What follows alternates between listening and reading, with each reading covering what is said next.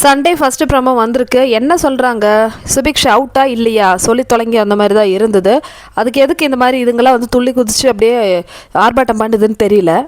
இன்னையிலேருந்து யார் எலிமினேட் ஆனாலும் அவங்க வின்னர் தான் சொல்லிட்டு. அப்போ நேற்று பண்ணது என்ன சார், நீங்கள் இந்த பிக் பாஸ் ஷோ நடத்தினதே பார்வை வச்சு தான் கேவலமாக இருக்குது. ஏன்னா அவளை வச்சு கண்டென்ட் பிச்சை எடுத்துட்டு அவள் போட்ட பிச்சையில் தான் வந்து எல்லோரும் இருக்காங்க. சபரிலாம் அவங்க இருக்கிறதுக்கு சான்ஸே இல்லை.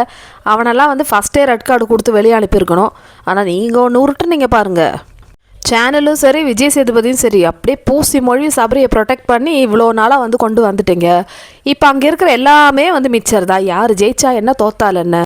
பாரு ஒருத்தியால் வந்து இந்த பிக் பாஸ் சீசன் 9 வந்து நல்லா சம்பாதிச்சிச்சு. ஏன்னா எல்லா வாரம் வந்து அவளை ரோஸ் பண்ணுறதுக்காக ஒரு கூட்டம் வருவாங்க.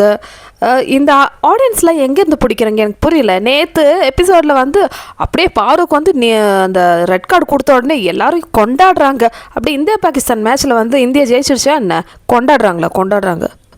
இவெல்லாம் எங்கேருந்து பிடிச்ச கூட்டம், எவ்வளோ கொடுத்தீங்க பேமெண்ட்டு இந்த மாதிரிலாம் நடிக்கணும்னு சொல்லிட்டு. இப்போ இருக்கிற இந்த 7 பேரில் யார் வந்து ஒழுங்காக விளையாடுறாங்க சொல்லுங்கள்.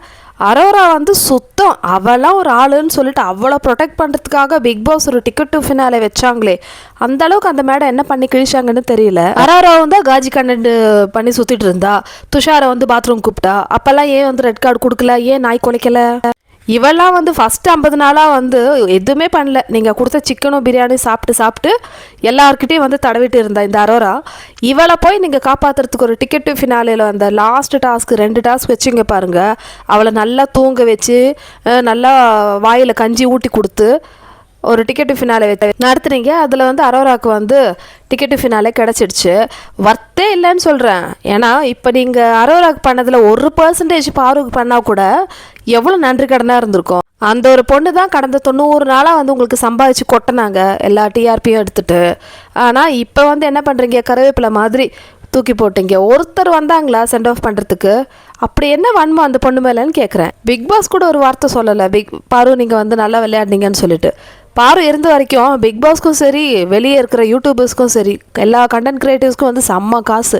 அவளால் எத்தனை பேர் வந்து சம்பாதிச்சிருக்காங்க. அவளை நல்லா யூஸ் பண்ணிவிட்டு இப்போ அப்படியே தூக்கி போட்டிங்கல்ல. நீங்களாம் நல்லாவே இருக்க மாட்டீங்கடா.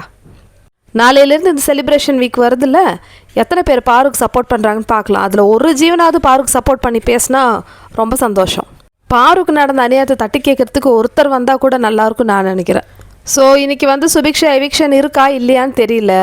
இவனுங்க வந்து அப்படியே துள்ளி குதிக்கிறாங்க, எதுக்குன்னு தெரியல. நோ எவிக்ஷனாக இருக்குமோ? சில சேனல்லாம் வந்து சுபிக்ஷா வந்து எவிக்டட் அப்படின்னு சொல்கிறாங்க. எதுவுமே வந்து கன்ஃபார்ம் ஆகலை. எதுவாக இருந்தாலும் போய் தொலையிட்டுண்டா.